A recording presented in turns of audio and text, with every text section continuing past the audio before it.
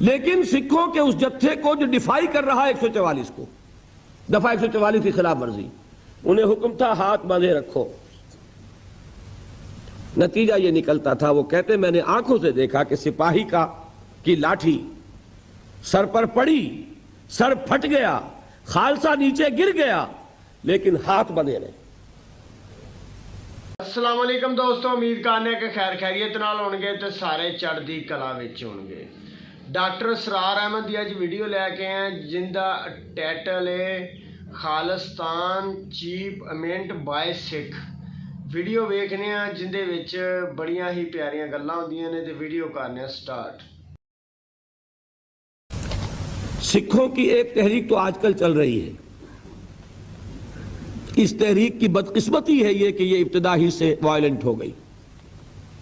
اس کا کتنا بڑا نقصان ہوا ہے اس کا سب کو اندازہ ہے کہ ٹھیک ہے قوم ہے، اس میں جان ہے، وہ ابھی قربانیاں دے رہی ہے، لیکن یہ کہ جو کچھ جتنی قیمت وہ دے چکی ہے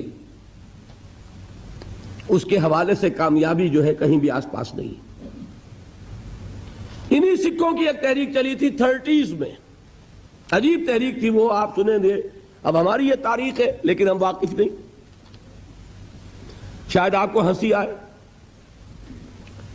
سکھوں کے گردواروں کے ساتھ جو زمینیں وقف تھیں ان پر قبضہ ہندوؤں کا تھا۔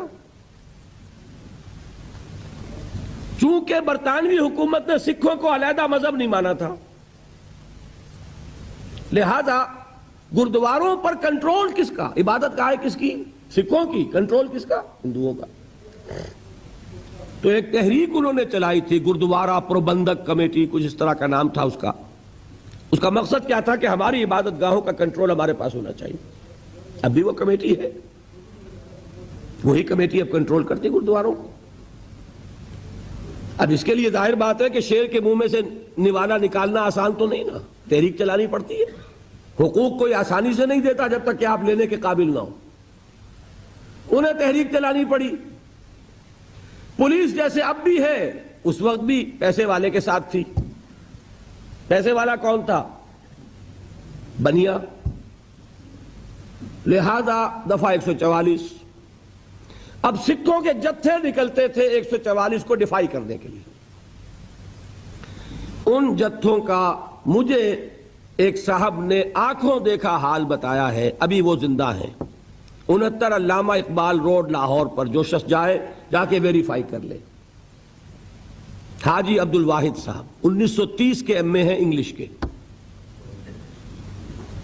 وہ فرماتے ہیں کہ میں نے اپنی آنکھوں سے دیکھا جتھا نکلتا تھا، لیکن سکھوں کے اس جتھے کو جو ڈیفائی کر رہا ہے 144 کو، دفعہ 144 کی خلاف ورزی، انہیں حکم تھا ہاتھ باندھے رکھو۔ نتیجہ یہ نکلتا تھا، وہ کہتے میں نے آنکھوں سے دیکھا کہ سپاہی کی لاٹھی سر پر پڑی، سر پھٹ گیا، خالصہ نیچے گر گیا، لیکن ہاتھ بندھے رہے۔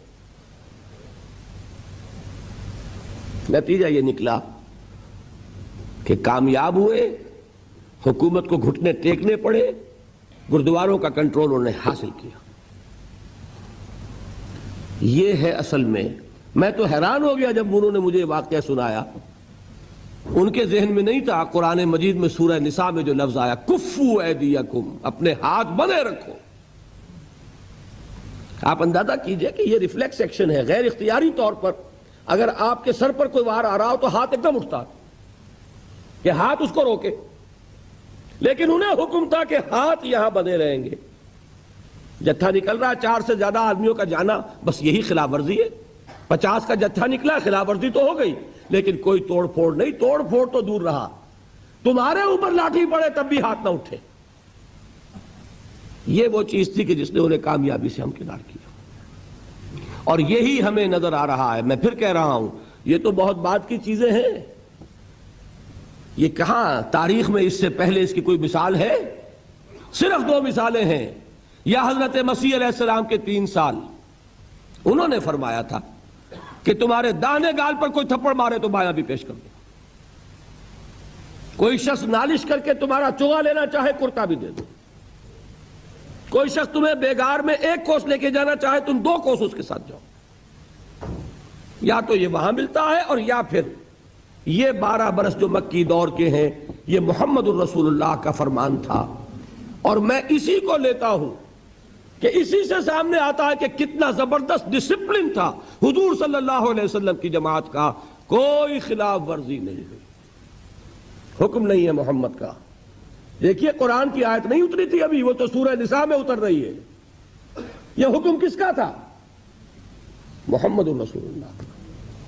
ਹਾਂ ਦੋਸਤੋ, ਵੀਡੀਓ ਤੁਸੀਂ ਵੇਖੀ। ਡਾਕਟਰ ਸਰਾਰ ਅਹਿਮਦ ਨੇ ਦੱਸਿਆ ਕਿ ਖਾਲਿਸਤਾਨ ਤਰੀਕ 1984 ਵਿੱਚ ਵੀ ਚਲਾਈ ਗਈ ਸੀ, ਲੇਕਿਨ ਇਹ ਵਾਇਲੈਂਟ ਹੋ ਗਈ ਸੀ। ਇਹ ਸ਼ੁਰੂ ਦੀ ਹੀ ਵਾਇਲੈਂਟ ਹੁੰਦੀ ਆ ਰਹੀ ਹੈ, ਜਿਹੜੀ ਵਜ੍ਹਾ ਤੋਂ ਇਹ ਕਾਮਯਾਬ ਨਹੀਂ ਹੋ ਸਕੀ। ਫਿਰ ਉਹਨੇ ਦੱਸਿਆ ਕਿ ਗੁਰਦੁਆਰਿਆਂ ਉੱਤੇ, ਮੰਦਰਾਂ ਉੱਤੇ, ਦਰਬਾਰਾਂ ਉੱਤੇ ਕਬਜ਼ਾ ਕਰ ਲਿਆ ਸੀ, ਤੇ ਫਿਰ ਇਹਨਾਂ ਨੇ ਅੱਗੋਂ ਹਿੰਦੂਆਂ ਨੇ ਚਲਾ ਦਿੱਤੀ ਸੀ ਤਰੀਕ, ਜਿਹੜੀ ਉਹਨਾਂ ਨੇ ਲਾਗੂ ਕਰ ਦਿੱਤਾ ਸੀ ਕਾਨੂੰਨ 40, ਲੇਕਿਨ ਇਹਨਾਂ ਨੇ ਲਾਠੀਆਂ ਖਾਧੀਆਂ, ਸਿਰ ਪੜਵਾਏ, ਲੇਕਿਨ ਆਪਦੀ ਕਾਮਯਾਬ ਹੋ ਗਏ। ਗੁਰਦੁਆਰੇ ਜਿੰਨੇ ਸੀ ਇਹਨਾਂ ਨੇ ਹਾਸਲ ਕਰ ਲੈ। ਇਹਨਾਂ ਨੇ ਇੱਕ ਫਿਰ ਉਹਦੀ ਕਮੇਟੀ ਬਣਾਈ ਜਿਹੜੀ ਅੱਜ ਵੀ ਕੰਮ ਕਰ ਰਹੀ ਹੈ, ਲੇਕਿਨ ਇਹਨਾਂ ਨੇ ਇੱਕ ਲਗਨ ਨਾਲ ਕੰਮ ਕੀਤਾ ਤੇ ਇਹਨਾਂ ਨੂੰ ਮਿਲ ਗਿਆ ਇੱਕ ਸਾਥ ਹੋ ਕੇ। ਇੱਕ ਸਾਥ ਹੋ ਕੇ ਜਦੋਂ ਕੋਈ ਕੰਮ ਕੋਈ ਵੀ ਕਰਦਾ ਉਹਨੂੰ ਅੱਲਾਹ ਤਾਲਾ ਕਾਮਯਾਬੀ ਦਿੰਦਾ ਔਰ ਰੱਬ ਉਹਦੇ ਨਾਲ ਰਹਿੰਦਾ ਹੈ। ਦੋਸਤੋ, ਡਾਕਟਰ ਸਰਾਰ ਅਹਿਮਦ ਨੇ ਦੱਸਿਆ ਕਿ ਲਗਨ ਨਾਲ ਕੋਈ ਵੀ ਕੰਮ ਕਰੋ ਤੇ ਉਹ ਪੂਰਾ ਹੋ ਹੀ ਜਾਂਦਾ ਹੈ। ਤੇ ਦੋਸਤੋ, ਤੁਹਾਡੀ ਇਸ ਵੀਡੀਓ ਦੇ ਬਾਰੇ ਕੀ ਵਿਚਾਰ ਨੇ, ਕਮੈਂਟ ਜ਼ਰੂਰ ਕਰਿਓ। ਇਸ ਨਾਲ ਇਜਾਜ਼ਤ ਚਾਹੁੰਦੇ ਹਾਂ। ਅੱਲਾਹ ਹਾਫਿਜ਼।